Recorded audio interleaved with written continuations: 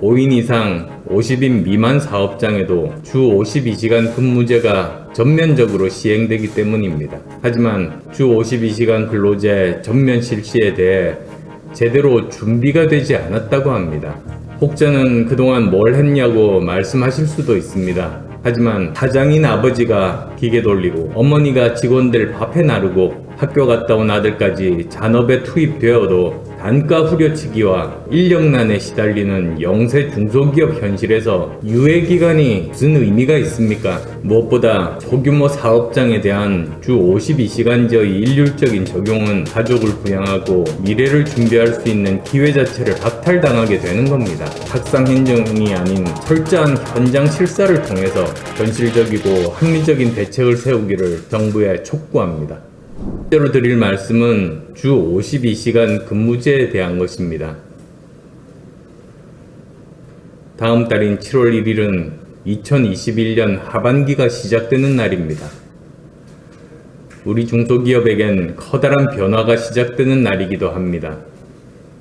바로 5인 이상 50인 미만 사업장에도 주 52시간 근무제가 전면적으로 시행되기 때문입니다.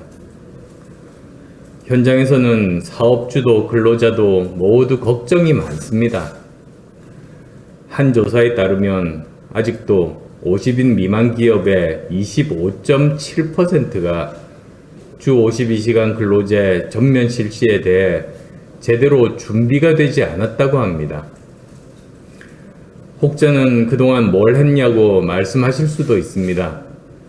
하지만 사장인 아버지가 기계 돌리고 어머니가 직원들 밥해 나르고 학교 갔다 온 아들까지 잔업에 투입되어도 단가 후려치기와 인력난에 시달리는 영세 중소기업 현실에서 유예기간이 무슨 의미가 있습니까? 무엇보다 소규모 사업장에 대한 주 52시간제의 일률적인 적용은 저소득 근로자의 일할 자유를 박탈하고 강제 박탈된 근로시간만큼 소득이 감소하는 것이 가장 심각한 문제입니다. 한 직장에서 자신의 체력과 능력에 맞게 충분히 일하면서 가족을 부양하고 미래를 준비할 수 있는 기회 자체를 박탈당하게 되는 겁니다. 잔업, 특근 기회를 박탈당한 채 이루어지는 조기 퇴근은 필연적으로 소득의 감소를 불러오고 얇아진 월급 봉투를 받아든 근로자는 결국 투잡이나 아르바이트를 하지 않을 수 없게 됩니다. 투잡을 구하는 것은 경제 불황 상황에서 쉽지 않을 뿐만 아니라 어렵게 투잡을 구하더라도 근로자 건강과 안전에 악영향을 미칩니다. 자투리 일자리는 직업 안정성도 떨어지고 형식적으로는 사업자로 분류되는 경우도 많아서 산재보험, 고용보험의 적용을 받기가 어렵습니다. 한마디로 주 52시간제는 기형적인 노동 구조와 환경을 만들고 더 많이 일하고도 예전 수준의 월급도 받기 힘든 열악한 근로 조건이 만들어질 가능성이 큽니다. 저녁 있는 삶을 목표로 한 주 52시간제가 영세 사업장 근로자에게는 저녁이 괴로운 삶이 되는 모순이 발생하게 되는 겁니다. 정부에 요구합니다.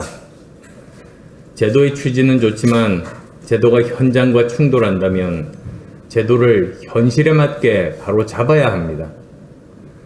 주 52시간제는 저녁과 주말이 있는 삶을 목표로 하지만 소규모 사업장의 주 52시간제 전면 실시가 오히려 저녁도 주말도 휴일도 없는 삶을 강요하여 근로자의 삶과 소득을 저하시킨다면 제도의 시행을 전면적으로 미루는 것이 바람직하지 않겠습니까?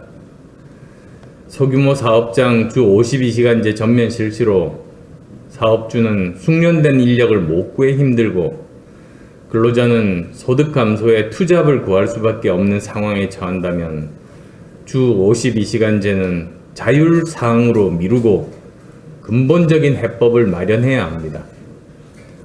또한 50인 이상 사업장에 대해서도 지역적, 산업적 특성에 맞게 근로시간을 좀 더 탄력적으로 운영될 수 있도록 하고 노사합의로 연장 근로시간을 정할 수 있도록 허용해 주어야 합니다.